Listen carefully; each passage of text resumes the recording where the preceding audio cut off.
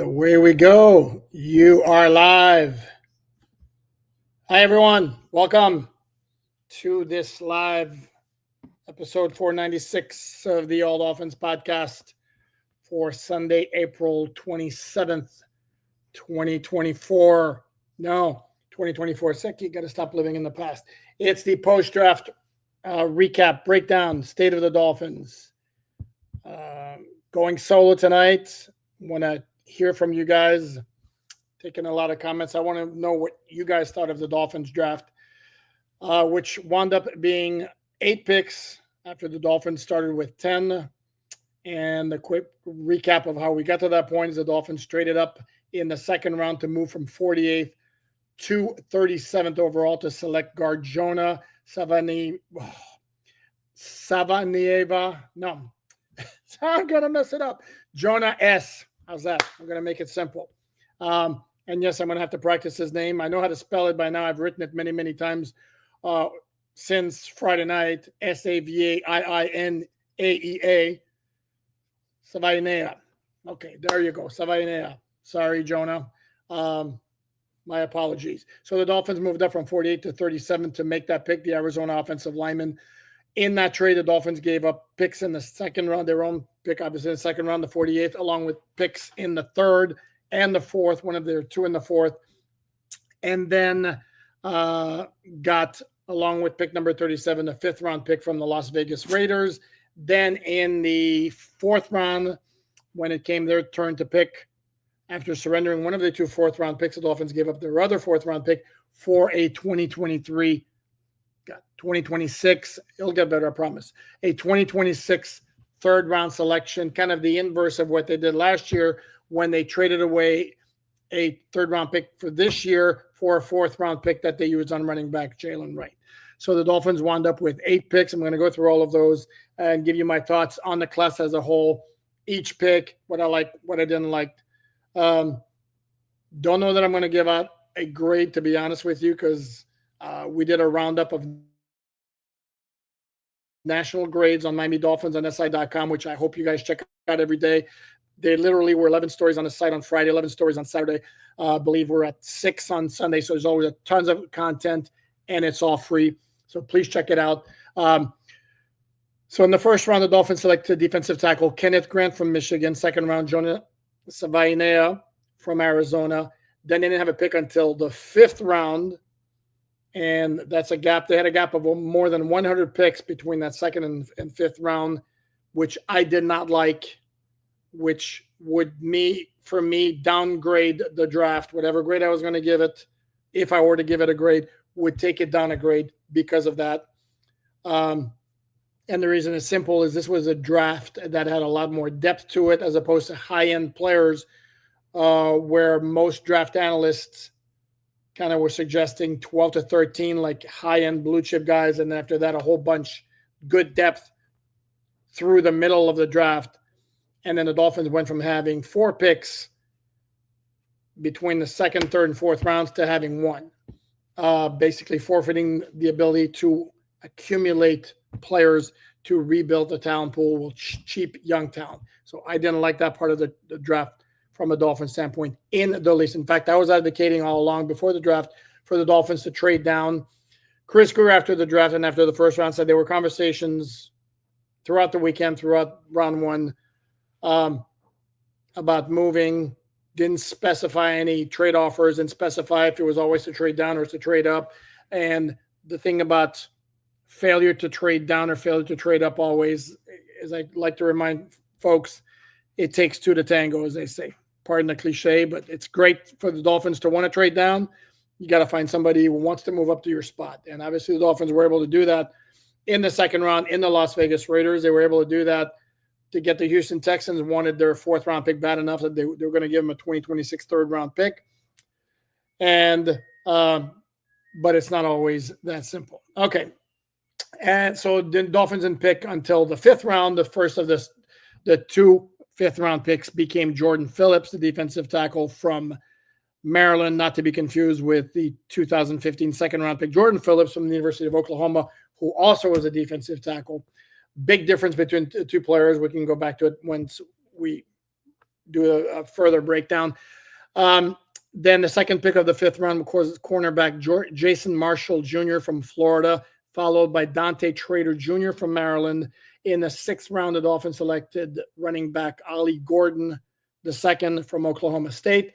7th round, the Dolphins took Texas quarterback Quinn Ewers from Texas, obviously, if he's a Texas quarterback. And then the final pick of the draft for the Dolphins was also in the 7th round, Georgia Tech defensive tackle Zeke Biggers.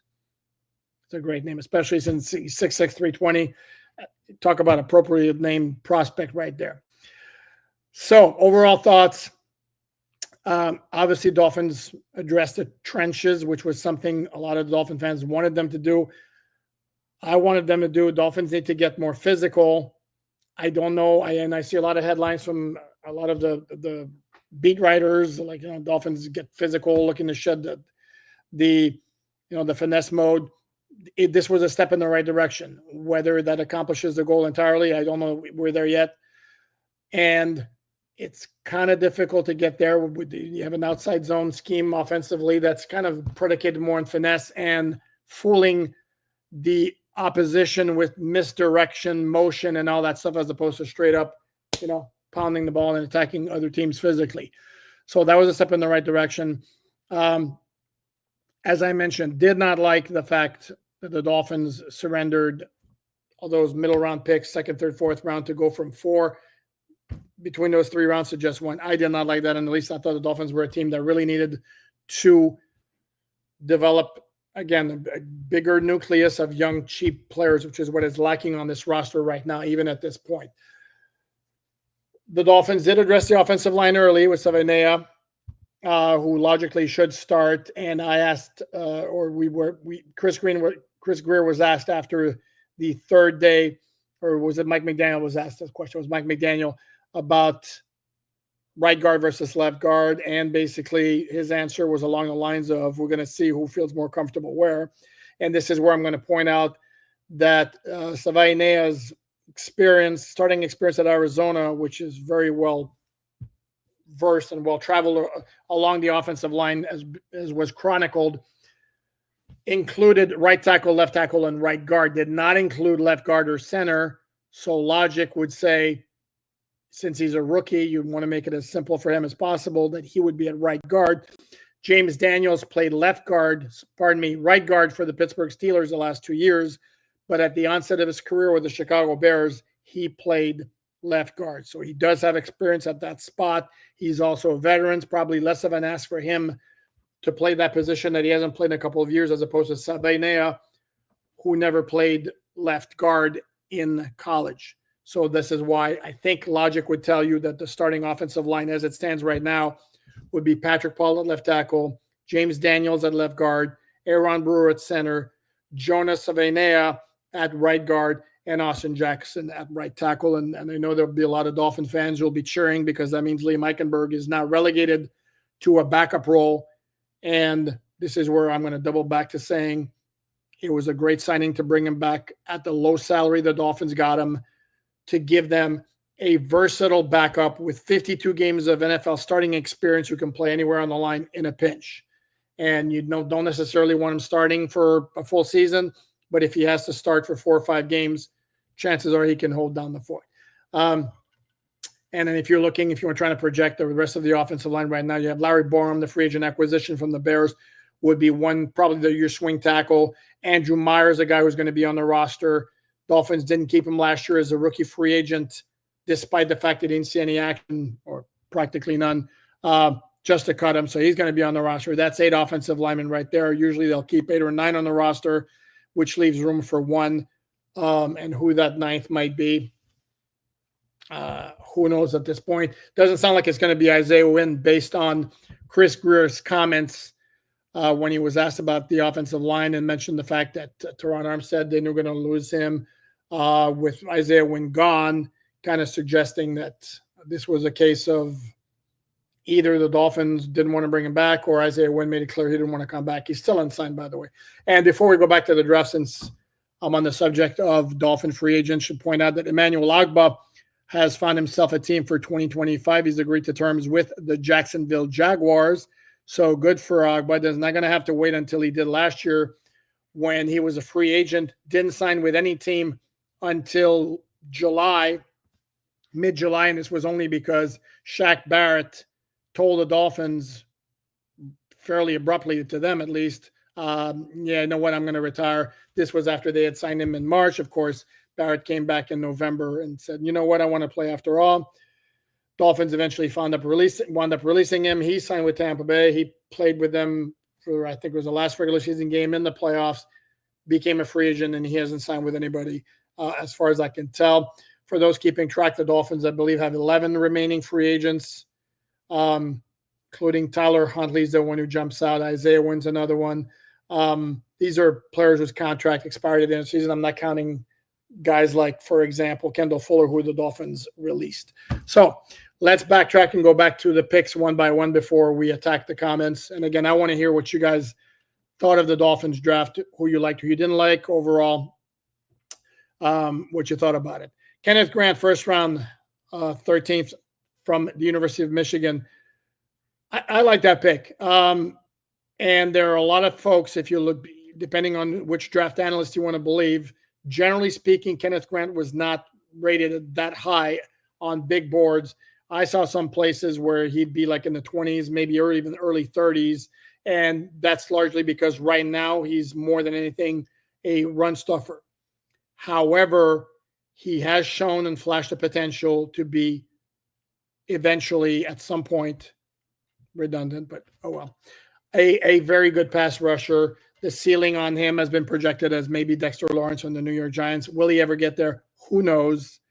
At the very least, he's a guy who's going to clog up the middle and bring a force on the defensive line alongside Zach Sealer. And if the Dolphins want to go like really big bodies up front, you can line him up as well, along with Benito Jones. He's got nose tackle experience. He's also played in a more traditional defensive tackle role where he's not directly taking on double teams over the center.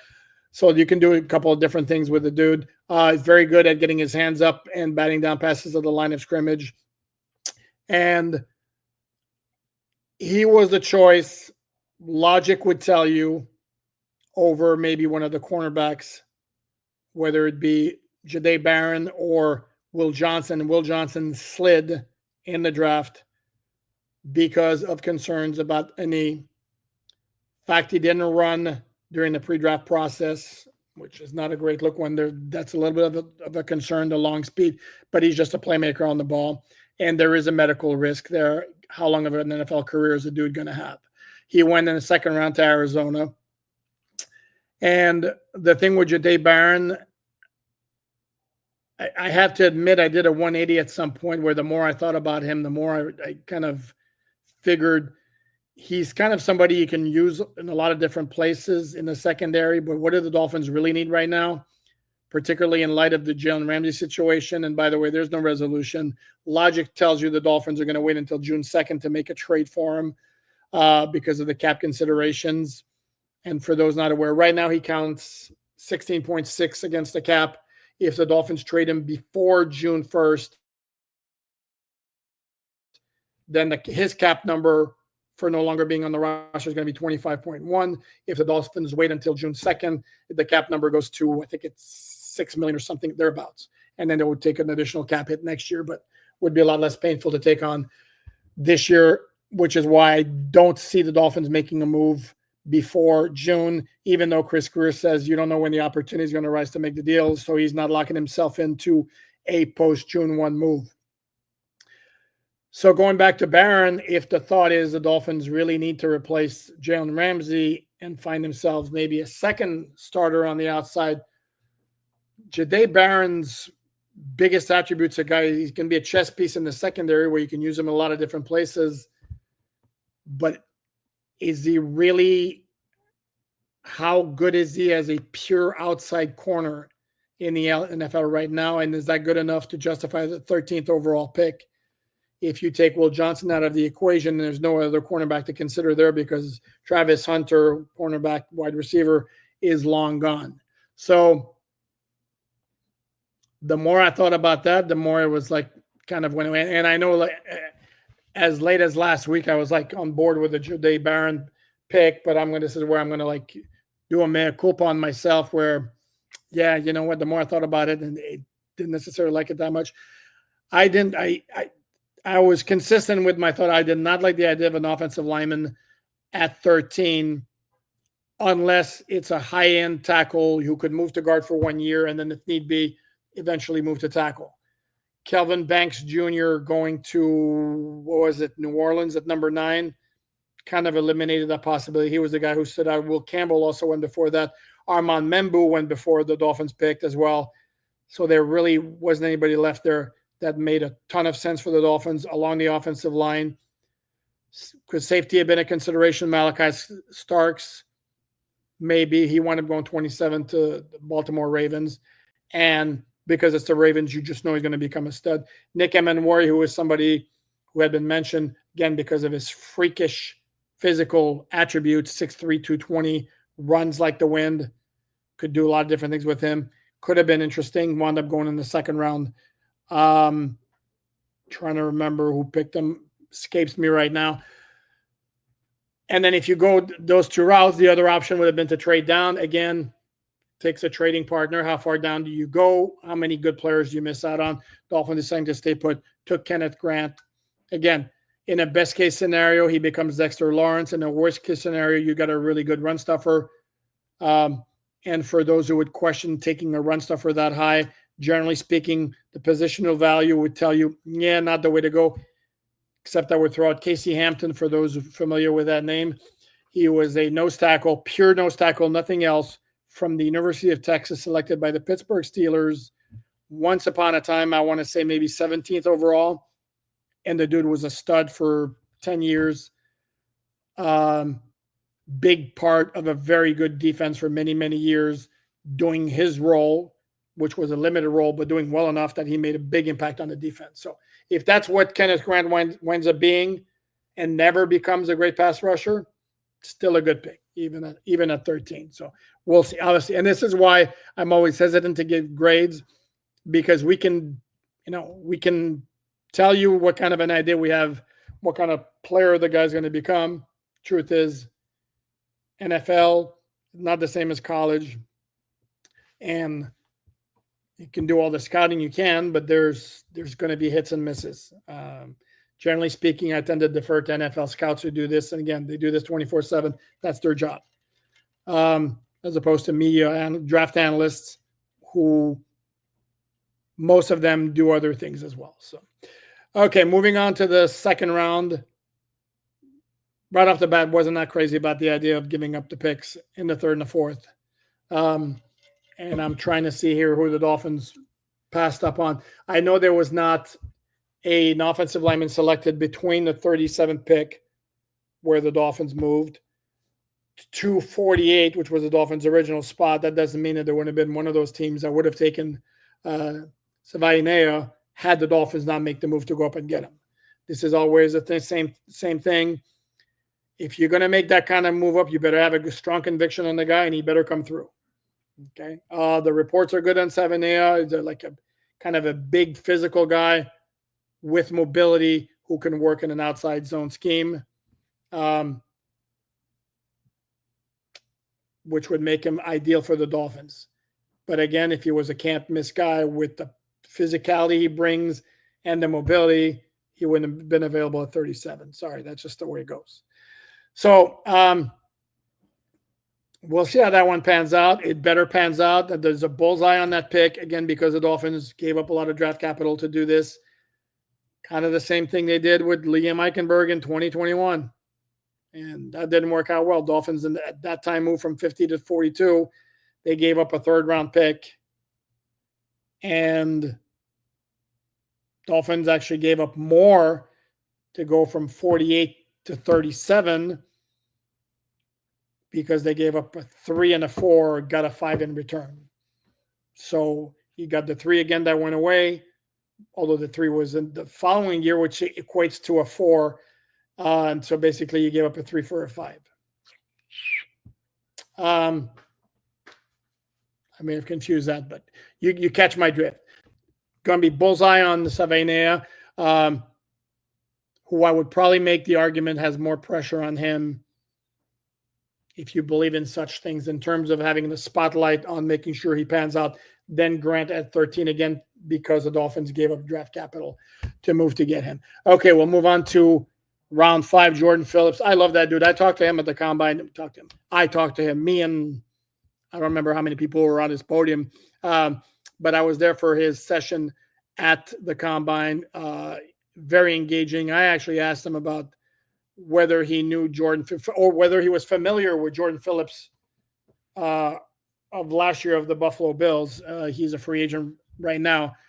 And he surprised me with his answer because he said, not only am I familiar with him, I have followed his career from the time he went to Oklahoma, drafted by the Dolphins, went to play for the Buffalo Bills, Arizona, and back to Buffalo. That impressed me. And the book on him and nothing that I heard at the combine from him would move me away from that opinion that this is a dude you want on your team. He's like a captain type of guy, leader. That's the book on him. He's a nose tackle. Don't believe he had any sacks in college at Maryland, transfer from Tennessee, but he can be a tone setter. He's the kind of guy you have on your team. This is a guy who was brought in to stop the run. Again, no sacks. He's not gonna be like the previous Jordan Phillips, because that previous Jordan Phillips was somebody with really, really impressive physical traits. But you've heard this one, the old motor doesn't always run. That was the book on Jordan Phillips, and that's how his NFL career has panned out. Still remember a play like in his second year in 2016, the opener at Seattle, the dude bust through the line of scrimmage and basically took the handoff for the running back, just about caused a fumble that the Dolphins recovered and allowed him to stay in the game. If you remember that game, Dolphins wound up losing like 12-10 in a season that were then with the playoffs. But that was some kind of impressive.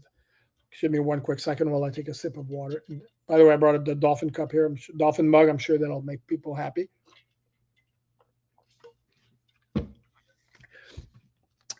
Second, 5th round pick, Jason Marshall, Jason Marshall Jr., quarterback from Florida. Got potential. He'll be in the mix with Ethan Bonner, Storm Duck, Cam Smith, those types of guys. Don't know that he's your answer at any of the positions or for any of the starting job.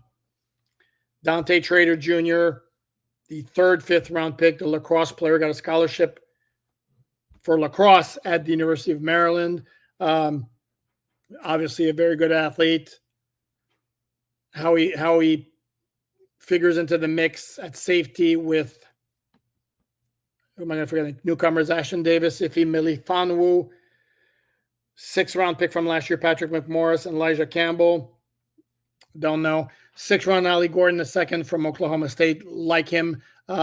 Very interesting dude. Very, very funny. And in our Zoom sessions of the draft picks, is probably the one that stood out. Engaging dude. Doak Walker winner in 2023. Rushed for more than 1,700 yards, led the nation. Very, very physical dude, 6'1", 220. Big dude on top of everything else. There's like a YouTube clip of him just in pass protection. And there's certain plays where he probably wouldn't have to throw a lick into the oncoming blitzer, where he goes out of his way to seeking the contact, which certainly is something you'd like to have. And would not necessarily shock me if he winds up being the short yardage guy as a rookie in 2025, as opposed to free agent acquisition like Alexander Madison. I think there's something there. I generally don't like to put a whole lot of expectations on later round picks and undrafted free agents, as we'll get to in a bit after I take some comments. But I think there's something there. The numbers weren't that great in 2025, but pretty much everywhere you look. In fact, there was a quote from an NFC scout on his draft page on NFL.com that basically suggests, don't even look at his tape from 2025. That team was like a horror show around them. Quarterback play was mediocre. The offensive line was poor. Dude didn't have a chance. But again, in 2023, that guy was a dude. 7th round, Quinn Ewers, quarterback, That's always an interesting one. Let me start by saying I think that's an upgrade over Skylar Thompson, without question. Number two, and he's got scheme familiarity from playing at the University of Texas under head coach Steve Sarkisian.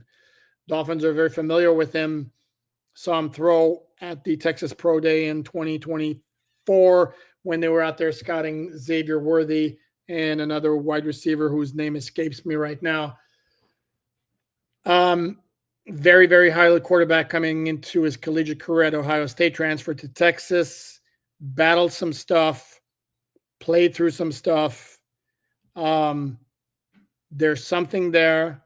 Not necessarily, it's more of a feel for the game than anything else that he has. Some toughness, not a big arm, can be accurate. And this is where I would caution against, again, everybody. He's a 7th round pick. Especially for a quarterback. And I don't want to hear about Tom Brady 20 years ago, 25 years ago. Generally speaking, quarterbacks gets picked in the 7th round. There's a reason for it. Having said that, I think he'll be on the active roster in 2025 along with Tua Tagovailoa and Zach Wilson. More than likely will not play it down. But I think the idea is to try to groom him to see if he can become your backup in 2026. And with the possibility, certainly not the certainty, but with a possibility that if you need him to start a long stretch of games, he could get the job done. Again, from where I sit, he's a better prospect. I like the idea of him more on being on the roster than Skylar Thompson, even on his 4th year. I'm going to be perfectly honest. Shedeur Sanders, I know somebody you guys might ask. Yes, Chris Greer was asked about whether there were ever any discussions in the Dolphins' war room about taking Shedeur Sanders as he continued to slide through the draft. Chris Greer said, yeah, there were discussions. They didn't pick him. And as fate would have it, he was taken by the Cleveland Browns, exactly the pick right after the Dolphins took Jordan Phillips in the 5th round. From where I sit, it was a big, fat, juicy no on Shedeur Sanders, even though in the 5th round, I do believe he would have represented good value in terms of his ability.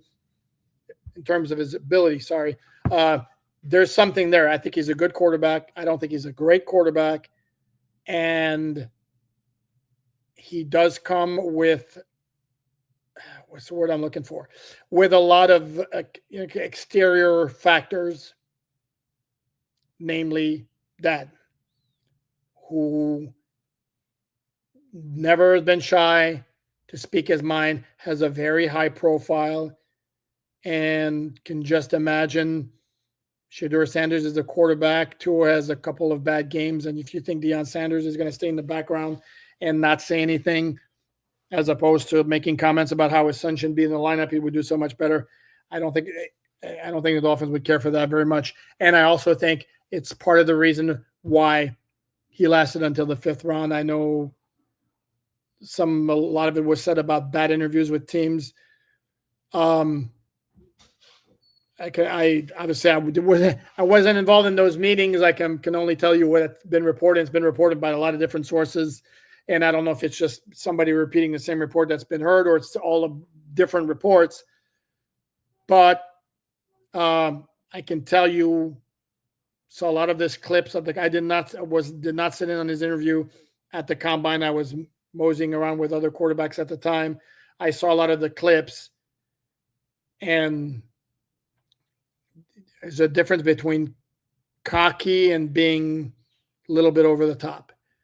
And again, not overly shocking when his father is like never misses an opportunity at every turn to tell you how great he is. Even when he was a player, like we couldn't see with our own eyes what a great cornerback, what a great talent Deion Sanders what an absolutely ridiculous athlete he was. It was never enough. We always had to hear it. And there are a lot of teams have no appetite for dealing with that. With the exception that if the player is good enough, teams are going to put up with a hell of a lot more. And that brings back the old Jimmy Johnson story of him cutting on the spot a running back for falling asleep in a team meeting. And The running back's name escapes me right now. And then somebody, as the story goes, asked Jimmy Johnson later on, what would you do in the same situation had it been Emmitt Smith who'd fallen asleep? And Jimmy Johnson said, it was very simple. I would have walked up to him, tapped him on the shoulder, and tell him, hey, Emmitt, you're asleep. You got to wake up. The point being, yeah, you treat players differently depending on their caliber of play. And that's just the truth. You're going to tolerate a lot more if it's a good player. And we can apply this to 2025 and the Miami Dolphins and Tyreek Hill. If Tyreek Hill wasn't Tyreek Hill with the headlines he's generated over the past couple of years, number one, he wouldn't have the salary that he has right now, so it'd be a lot easier to cut. But the patience for dealing with those issues would be a lot less significant than it is right now. So, and then finally, Zeke Biggers, defensive lineman from Georgia Tech, 6'6", 320, another guy with no sacks in his collegiate career. Or did he have sacks, or was it Phillips and Grant? No, sorry. Yeah, he didn't have sacks. Big dude. And he can move. There's a clip of him chasing down a running back down the field behind him. But obviously there's some refinement that needs to be done to his game. This is somebody, again, that's your last pick, 253rd overall. Temper the expectations. Then it's the same with the UDFAs. And I know because I saw this today, I got some of these questions in the mailbag, and I got a 3-part mailbag coming up on Miami Dolphins on SI.com. Part 1 appeared on Sunday. Part 2 will be Monday. And some of the questions talked about, could this be the best UDFA class Chris Greer's ever put together? Players who can make an impact. I hate to be that guy, but they're UDFAs. And I understand the Dolphins have had some success. Kader Kohu, Nick Needham, Tanner Connor, Julian Hill, Robert Jones, Ethan Bonner. So that's a good number of players who have made the roster as undrafted rookie free agents. However, unless I'm severely mistaken, I don't believe I am, that happens for every team. That's number one. And number two, it is awfully rare that you're going to get a guy who will make the roster and make a significant contribution. Kader is a major exception as far as that's concerned, because to me, as I've said many, many times, I think he's a very solid slot corner. I don't necessarily love him as an outside cornerback, which is why, going back to my idea of not necessarily being crazy about Jahdae Barron as a 13th overall pick, because if you bring him and you see all his best spots in the NFL as a slot, you already have a slot where you need help is outside with those two guys. So let's attack the comments here. And as I do so, I want to thank everyone for joining me. We had a pretty good crowd here tonight. Love that. So give big heart for you guys. Love that you're joining me here tonight. For those, and I know there's a few of you who don't like the hearts, think I'm being a juvenile baby for doing it. I am what I am, as Popeye would say. So again, please like, subscribe, all that good stuff. And with that, let's go check out what you guys have to say. I'm going to start with Joey. Thank you very much for the contribution, Joey. Do you think they may have gotten that 3rd-round pick in 2026 with the idea that they could trade for a veteran this year? Everything's on the table. It also possible. It was interesting. Daniel Jeremiah of NFL Network, who's a guy who I highly respect. I think he's excellent. Charles Davis, I think, is very good. Not that has anything to do with anything, but just throwing that out there. Louis Riddick, I think, is very good. Those are guys who stand out to me as being very, very good draft analysts. But Daniel Jeremiah immediately said after the pick, sounds to me like the trade of somebody who's comfortable that he's going to be back in 2026 as GM, and that's being Chris Grier. So it's entirely possible that was part of the move, that let's set ourselves up for next year. Your point is very, very good, because here's the deal: is the Dolphins looked at the draft board. This is per Chris Grier, decided there wasn't anybody worth taking at that spot who would be more valuable than a 2026 3rd-round pick, but they needed reinforcements this year. So it's not impossible whatsoever that could be in play. For a veteran, without question, absolutely that could be in play, and maybe that gets thrown in with Ramsey in a bigger trade come June 1st. This is not me reporting it. This is me spitballing here. So let's go back to the top with these here. But that's a very good point you bring there, Joey.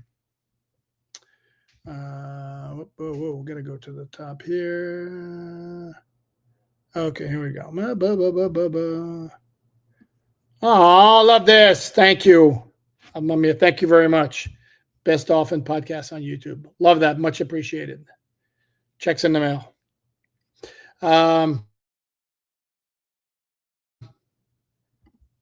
man Jeff says Miami just released a call with Ali and some of the other picks. Ali loves this team. I love that pick. I'm going to get stopped for saying this. Generally speaking, draft picks who just get picked, they love the team that just picked them. That kind of goes I don't recall. Not that it came up, but I can tell you that Ali Gordon II in his Zoom session with the media didn't say anything about growing up a Dolphin fan or anything like that. So I don't know if I'd go necessarily that far, Jeff. Dale Finn, Miami's grocery list, 2 cornerbacks, 1 safety, and 1 IOL at least. Greer better do some GM magic come Monday. 2 cornerbacks, 1 safety. I'm not 100% sure that I think that they're not comfortable with what they have. I'll be honest with you. And there's not a whole lot in terms of safeties out there. 1 IOL, very, very possibly the 2 cornerbacks. Yeah, very possibly. What do we got here? Okay. Kazim loved the Ali Gordon pick. I like that pick as well, too. And again, in the 6th round right now, you're looking for bargains. If the guy doesn't pan out, but you're drafting a guy who led college football and rushing in his next to last season at Oklahoma State, I think that's worth a shot. Alma again goes B+. Okay. JD, that great one. I give it a C+. Okay. It's interesting. I don't know if you guys check that out, and I don't mean to rag on the dude, but in fact, I won't even mention his name because I'm not going to say something that's very complimentary. But there was an NFL.com report card where every single solitary report grade is from A to B-. And I'm like, well, let's come back from 3 years down the road.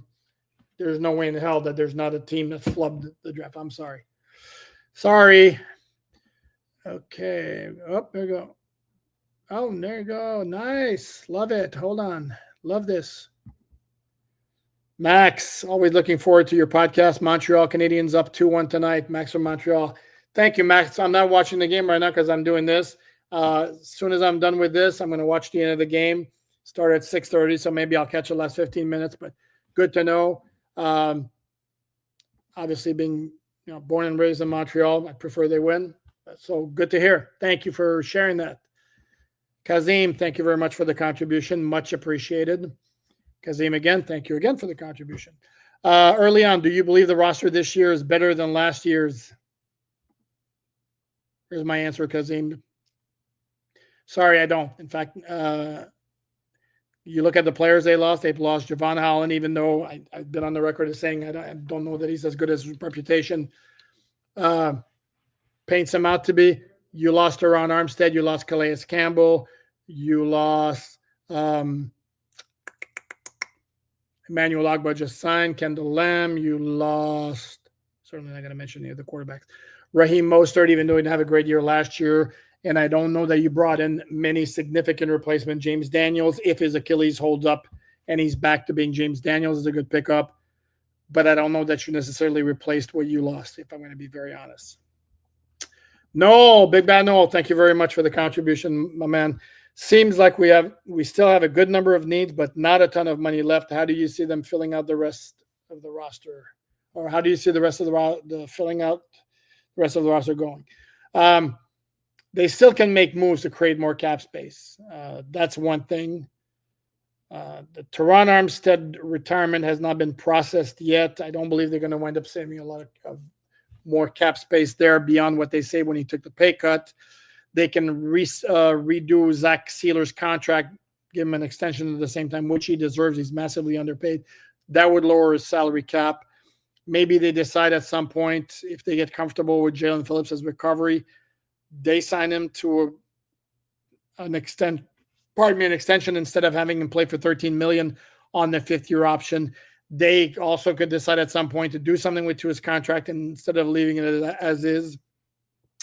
If Jalen Ramsey becomes a post-1 trade, that's going to chop off $9 million off the cap. So there are ways to get things done.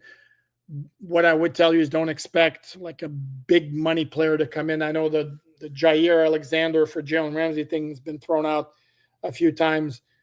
I just can't see it. A, for financial considerations with the cap number that he would bring, and B, because this is a dude who's been injured a lot.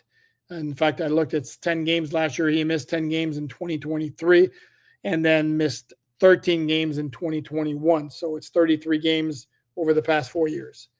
That's a lot. So that's a no thank you for me. Okay. What do we got here? Eric Simon, I loved all the picks except the DB and safety. I don't know anything about those two. DB, you mean the cornerback Jason Marshall Jr. from Florida and Dante Trader Jr. from Maryland. Trader's a good athlete. I don't know a ton about either one myself, to be honest. Jason Marshall Jr. is a guy had a shoulder injury to end last year, missed the last like 6 games. And it's one of those.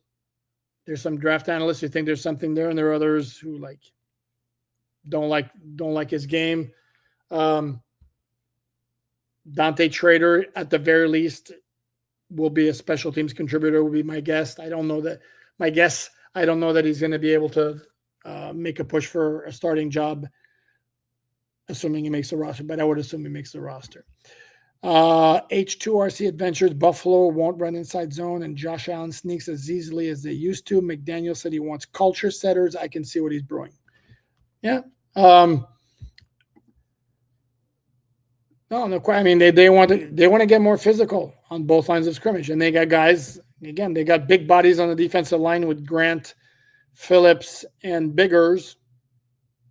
They got bigger with Biggers. I mean, that's too awesome. And then Savanea is a physical offense. It's about as physical an offensive lineman as you're going to get for the outside zone. So from that standpoint, yeah, there was a clear move.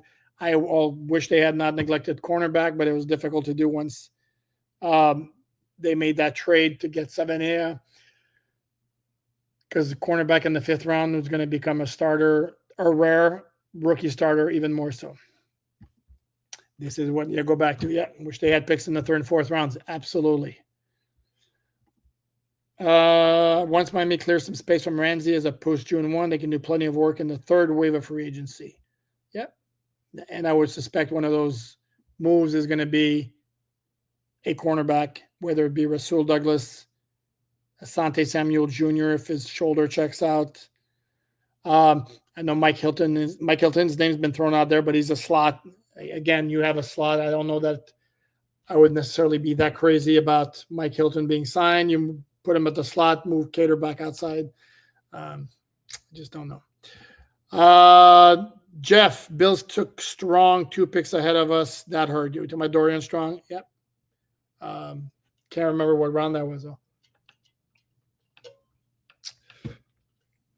Well, Dylan, will you go over the UDFA? Sure. I'll do it briefly, though, and I will do it briefly again because I always caution they're UDFAs. And they're great stories when they make the roster. The impact you're going to get from a UDFA is very, very, very rare in 2025. It's happened before in 2024 even. It's happened before. I know Cam Wake came into the league as a rookie free agent.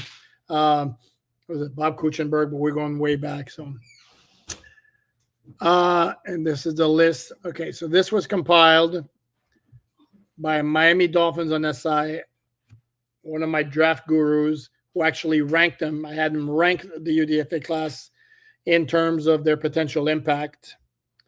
And this is a list of the players who have agreed to term. By the way, yeah, I put that in the story as well.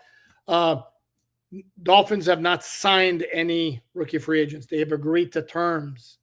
They'll go through a physical when they come down for the rookie mini camp. Not this next weekend, the one after. Then they will sign. Even the Dolphins, you will notice they'll always announce their rookie class like the first day of rookie mini camp. So having said that, Jalen Conyers, the tight end from Texas Tech. Wide receiver Andrew Armstrong from Arkansas was number 2. B.J. Adams, a cornerback from Central Florida, who was brought in a 30 visit. Somebody obviously the Dolphins had their eye on. Linebacker Eugene Asante from Auburn.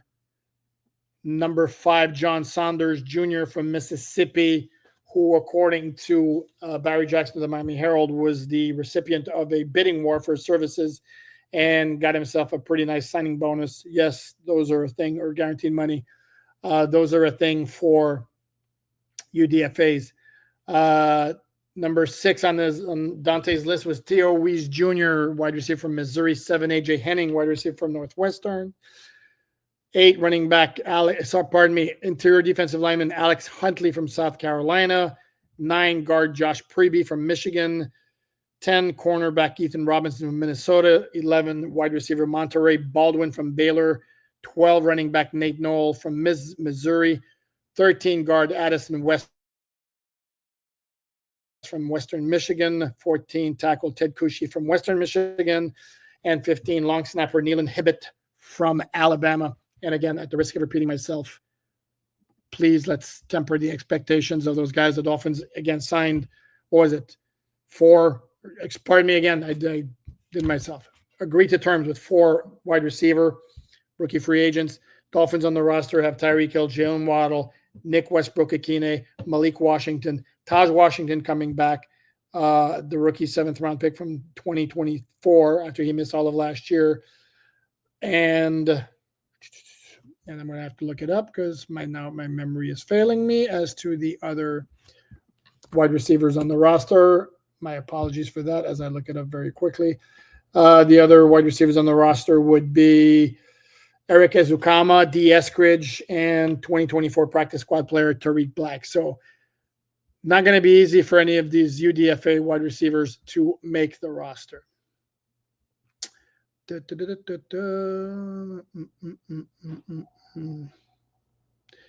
What do we got here? Eddie M. They should have been building the team like this for years. Shula knew you need to run the ball, stop the run. It works in the heat and works in the cold. Yeah, it's also a different era. We should not bring Shula into this. Let's be honest. Don't know that there's any team who win the Super Bowls strictly by running the ball.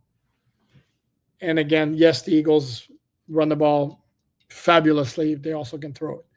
And doesn't hurt when you have a receiving core with 2 stud wide receivers like A.J. Brown and Devontae Smith, and tight end like Dallas Goedert and Jalen Hurts, who coming along very nice as a quarterback, and he comes up big in big games. Absolutely.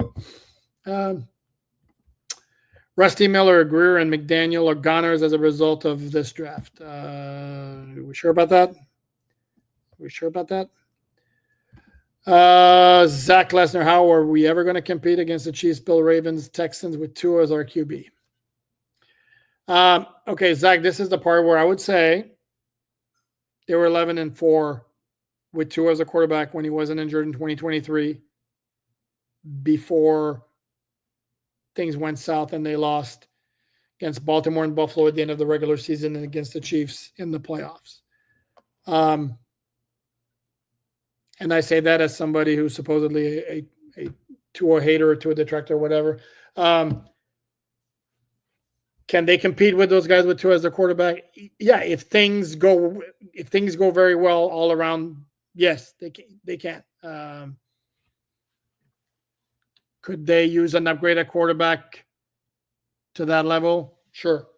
But again, if Tua stays healthy and if everything around him works well, I think Tua's a guy you can win big with. The difference is, like for Josh Allen, Lamar Jackson, Mahomes, Joe Burrow, those are guys you can win big with because of, as opposed to with. That's the difference. Okay, Lair, just another typical clueless Chris draft, giving up valuable picks to try to desperately rewrite a sinking ship that clown created. No need for name calling, number one, right off the bat. Entitled to your opinion. There's no reason for name calling. So that's your opinion. Okay. Tim, they just need to rebuild, get what you can for Ramsey and Hill. They need changes from the ownership down. Chris Square insists they are not in a rebuilding mode. So Jeff Marshall was another pick I wanted along with Ollie. So happy to see those two happen. So there you go. Okay, we'll do a little plug here. JD, the Grade 1, can't wait for the Dolphins Collective on Tuesday, where you get not only me, but as well TD Fence Talk, Dudley Durong, and Omar Kelly. That's Tuesday, 30 p.m. live Dolphins Collective. But who needs those three fools when you got me tonight? Am I right? Thank you.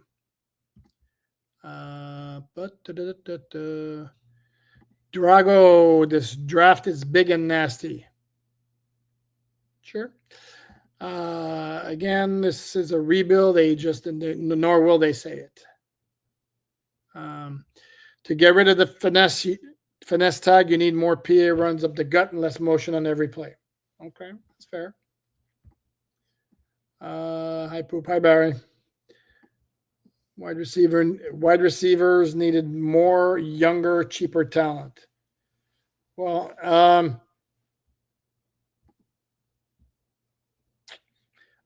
I still would expect that you'll have Tyreek Hill, Jalen Waddle, Nick Westbrook-Akine, Malik Washington on the roster. That's 4. I don't know that you're going to have that many youngsters. We shall see. Very good point, Tim. Trading 3 picks to move up 11 spots in the 6th is not a rebuild move. You're absolutely right. It was move up 11 spots in the 5th, but your point still stands. It's 50-50 at best that Paul can handle left tackle full-time, so if we had another O-line, it needs to be another swing tackle. You're not wrong. You are not wrong. He needs to be given first, second, third, and fourth shot at it, though. Dolphins spent a second-round pick on Patrick Paul in 2024. They need to see what they have. Point blank, period. End of story. Jeff should always have a good tackle and good guard prospect and work. It's easier said than done, though.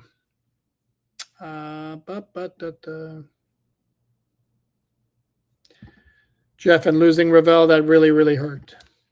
Again, can't pick all of them, right? Ernest, this was a solid B+ draft. To me, my only worry is we have a well-known culture issue. I don't know if we can get the most out of these guys with the current regime in place besides for Weaver. I don't know if I buy that, but okay. Okay, this one I want to address. Terrence Berry, I really wanted Booker, but the Cowboys got him right before us. I did not want Tyler Booker, period. I know he's a very, very, very good prospect, physical, nasty, mean guy, great leader and all that, great intangibles. He's a pure guard. There is no positional value. Okay, what about Quentin Nelson? Isn't he a stud? Sure. How many AFC Championship games have the Colts gone with him? Zach Martin, wasn't he a complete stud for the Cowboys before that? Yes. How many NFC Championship games did the Cowboys go to with him? You do not accomplish great success, have deep playoff runs just because of your guard play. I'm sorry. It's got to be part of an overall thing. Landon Dickerson, yeah, the highest paid guard in the NFL. He's a complete stud. He's also got as good a set of bookend tackles around him as any in the league with Lane Johnson and Jordan Mailata. So this is why there is no positional value with a guard. They cannot make that much of a difference because of the position they play.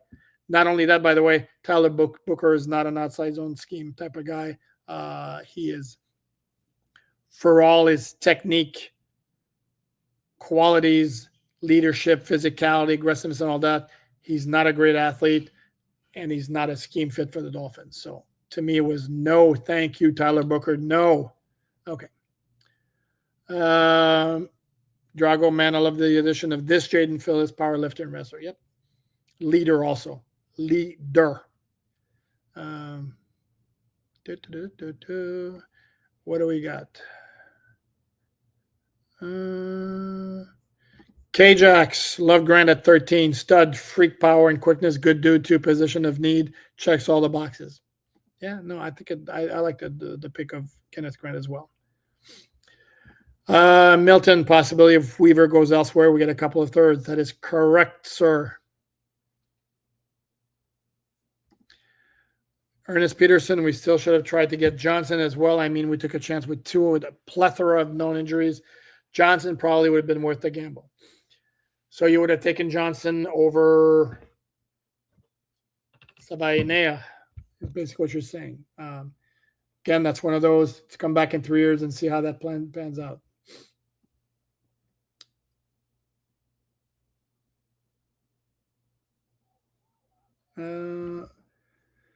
Too extreme poop. I think Kenneth Grant will be a Paul Soliai with a Christian Wilkins motor. Interesting comp.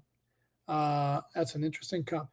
Paul Soliai, once he got a motor, became a Pro Bowl player. If you recall his career with the Dolphins, it was a 4th-round pick in 2007 out of Utah. Didn't do anything first couple of years, and then as the story goes, had a heart-to-heart with then head coach Tony Sperano, who basically told him what needed to get done, and he got it done, and he became a complete stud, and then wound up leaving for Atlanta as a free agent. Oh, Jesus. Terrence again, my man. It's not totally true. Tom Brady was picked in the 6th round. You can get great players at any time in the draft or free agency or undrafted free agents.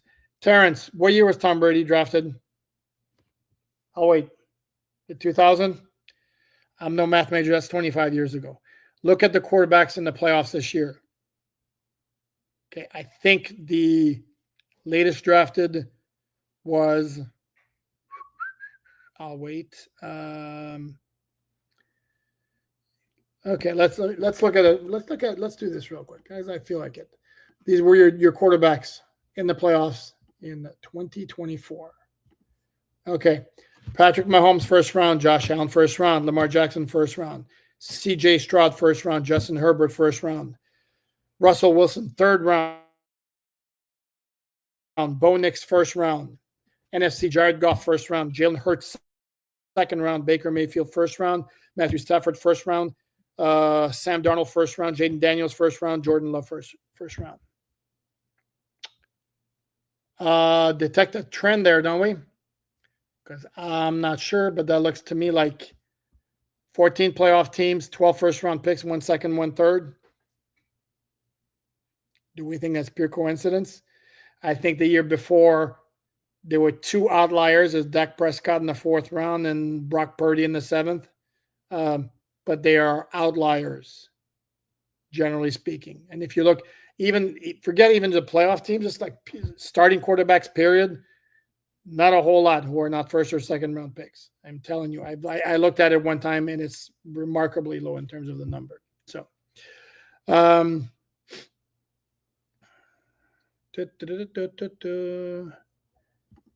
Drago, they know which teams were interested in Jonas Ave. Entirely possible. Yep. The Liverpool King Dolphins didn't really give up anything. The draft comp is the same. The draft comp is the same if you use the Jimmy Johnson chart, which goes back many, many years. And I don't know. To me, then I would have preferred having 48 a 3rd and a 4th as opposed to 37 and a 5th. Without, I don't care about the chart. Whatever, to me, I think that would have been better served for roster building purposes. So, Okay, we're going on about an hour. Let's see. Too extreme. I also think Jonah's going to be a fantastic pick and player for us. I see a Samoan Jake Long in that kid. Whoa. Whoa. Big Jake Long fan here. I've said it many times, would have been a Hall of Famer if not for injuries. That dude was good. So, different position, though. But, humble legend. Thank you, humble legend. Will McDaniel let Ollie Gordon run up the middle on 3rd and short, or will he continue to throw screen passes 5 yards behind the line of scrimmage? Let's hope it's A, right? I mean, let's hope it's A. Having said that, here's another part of the issue the Dolphins are going to have. This is where the pick of Savainea is going to help.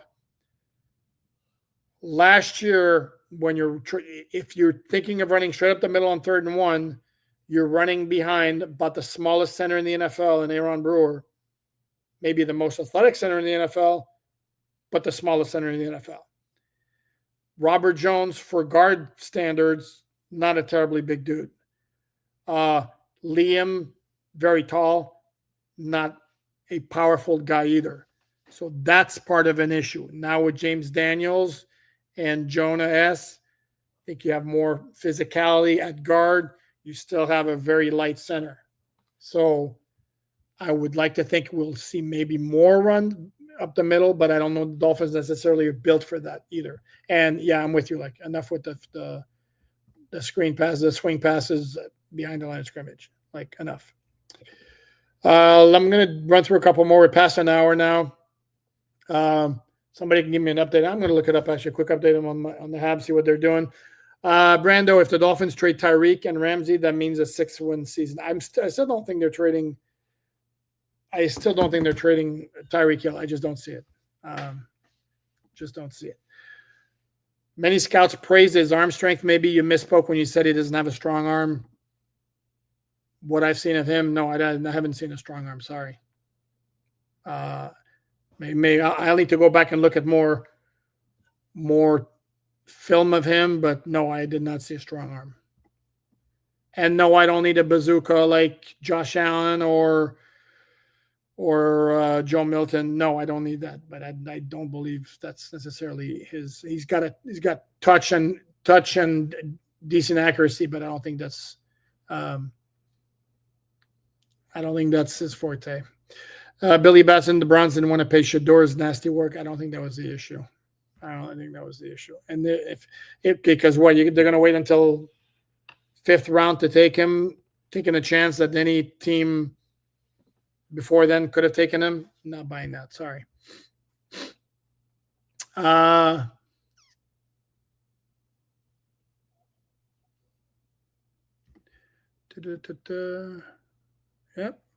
Yep. There you go. Ghost faces. That was on the record stating he would try to dictate the draft if they didn't like the destination. He backed off of that a little bit, or he stopped saying it, but he said that at one point, and that's not going to play. That's not going to play with the NFL. They don't want to hear that. No, thank you again. Big thanks to you and the SI crew for the great pre-draft and draft coverage. It was really top-notch. Noel, you are a gentleman and a scholar, my friend. Thank you very, very much. And yeah, big shout out to my Miami Dolphins and SI staff of Dante Colonelli, Greg Crease, and Jake Mendel. Guys, if you're watching, and you better be watching, damn it, hat tip guys did great work. Yeah, Chris Brooks. I like Chris Brooks. I think never understood why the Dolphins kept Jeff Wilson Jr. and waived Chris Brooks. I never understood it. Although he does get injured a lot, I will say that. Biggers at 4 block kicks. Correct. Yep. Ollie Gordon and H.N. Nice.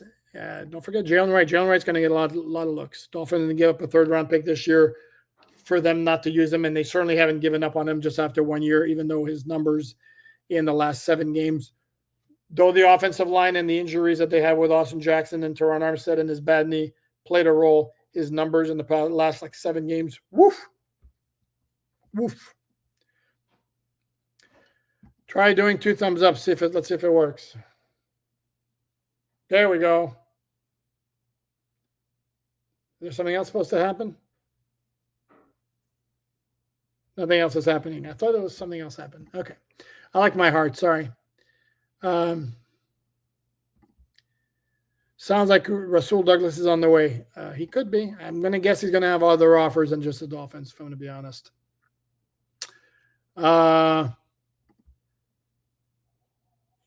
Ewers to the practice squad. They have to waive him to put him back on the practice squad. And if they do waive him, it means every team has a shot at getting him. So I don't know if it's going to be that simple. Okay, an hour 5. Let me look for final. Do I think Larry Borum is going to be the backup guard or tackle? I think he's going to be the backup tackle. I think Liam's going to be your backup interior offensive lineman. Think any one of these guys will challenge Tua if he misses games? Not sure I understand the question. But Zach Wilson's going to play if Tua misses games. And then when Tua's healthy, Tua's back in the lineup. I'm not quite sure. I understand. 11-4. 11-4 team was a lot better than we have now. You're not wrong. You're not wrong.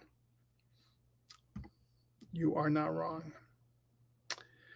What are the post-draft positions of weakness in your opinion? Cornerback. Could use another defensive tackle. Could use a high-end safety if they can get their hands on one. And I guess an interior offensive lineman. Liverpool, why is Joe Burrow considered guys you can win with? Because of nothing he has done, and that proves that. He's always had a little talent, and his playoff success has been because of the defense, not him. I did the research at one point. Joe Burrow's metrics in fourth quarter or late game situations are absolutely insane. And by insane, I mean good. I mean as in the best. So that's why you win, because of Joe Burrow.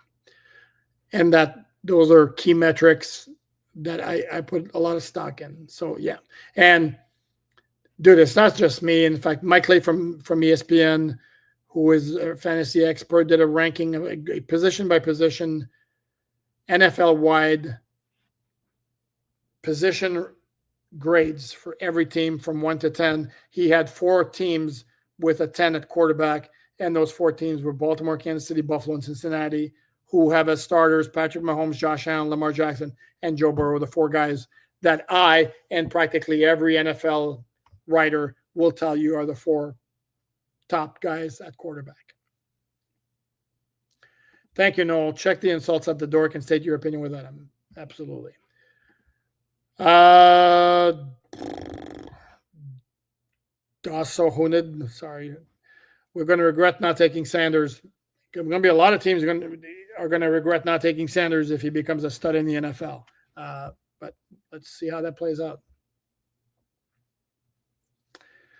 Oh, Liverpool King, you're sick of the Burrow narrative. I'm sorry. Sorry to break. The guy's just really, really good. Sorry.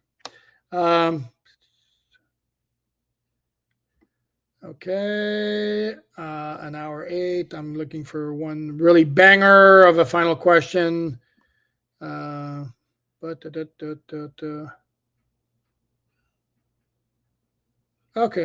I'll do this one. It's a good question, actually. Peace sign with 2 hands, confetti. Rock on sign on both hands. What? You sign with 2 hands like this? What does that do? Okay. Oh, confetti. Very nice. I like it. Thanks for the figure. I love doing that, guys. I'm just an infant. Sorry. Okay, we're gonna wrap it up with this one, and it's been a little bit over an hour. I have enjoyed the interaction as always. Thanks you so much for being a part of this. Please like, subscribe. I'm guessing you already do. If you don't, please do, and tell your friends. Too extreme. We're going to wrap it up with you. Poop, last thing. I think the Dolphins are doing a grave mistake by not bringing in a true competition at quarterback, because I can see another Tannehill mistake by not bringing a real challenger. Okay, here's what I would say to that. And number one, Tua Tagovailoa, much, much, much better than Ryan Tannehill. That's the thing. Like I have categories as Tua is a good quarterback with limitations. Ryan Tannehill was a meh quarterback. If you give him a great running game like Derrick Henry, and he can work with the play action pass and the respect that Derrick Henry produces from opposing defenses. That opens up everything. Then he could be effective. So that's number one. Number two, the Dolphins have had success offensively with Tua as a starting quarterback. The dude has been productive. Now, the argument could be made, how many quarterbacks of a certain caliber,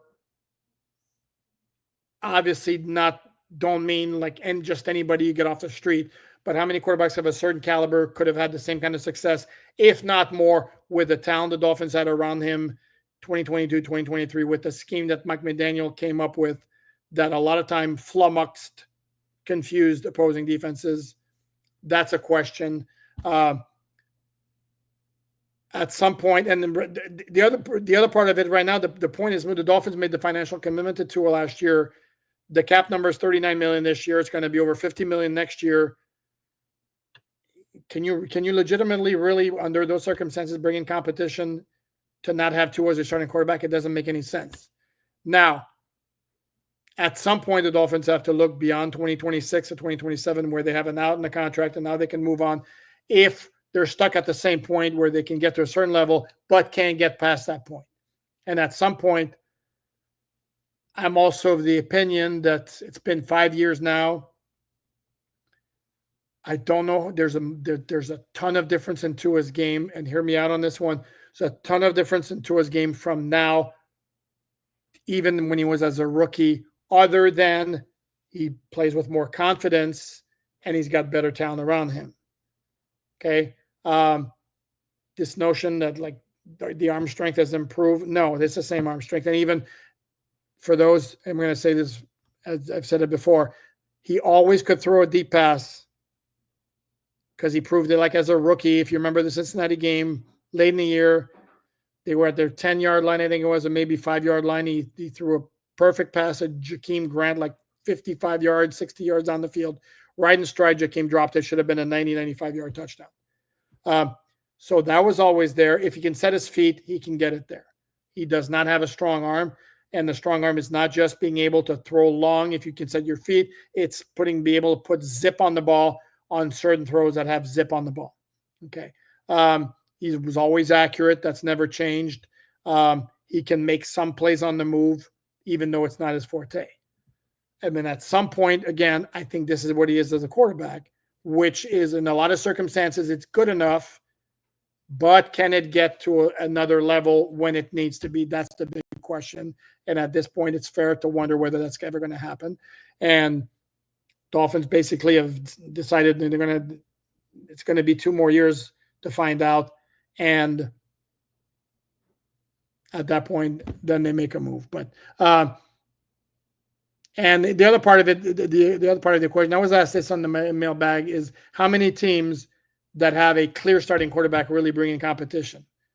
Do you see the Jaguars bring in competition with Trevor Lawrence, even though he has yet to deliver on his promise as the first overall pick? No, you don't. The 4 studs we mentioned before, no, you don't. Even Baker Mayfield, do you see the Buccaneers bringing the competition for him as a starter? No, you don't. So I understand the frustration for those, especially for those who don't like Tua. I get it. But again, this is not the way teams operate. It's just flat out not the way teams operate. And if Tua can stay healthy, chances are the Dolphins make the playoffs. Can they advance far in the playoffs? Don't know. But they have shown they can make the playoffs if Tua stays healthy. Obviously, you have the durability issue, but you're going to bring in somebody to challenge him as a starter because you can't count on him staying healthy?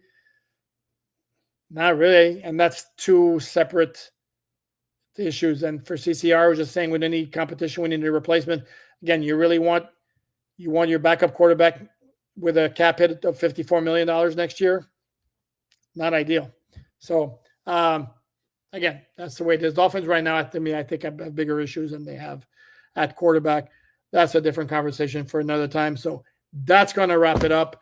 Gang, again, big hearts. Much appreciated. We had a really nice crowd tonight.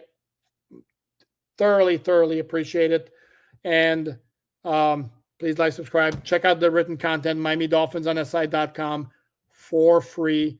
I will be back on Monday with a very special guest. and the Dolphins Collective on Tuesday night. Now I'm going to go catch the end of the Canadians hockey game against the Washington Capitals. Thanks, everyone. Have a great rest of your evening.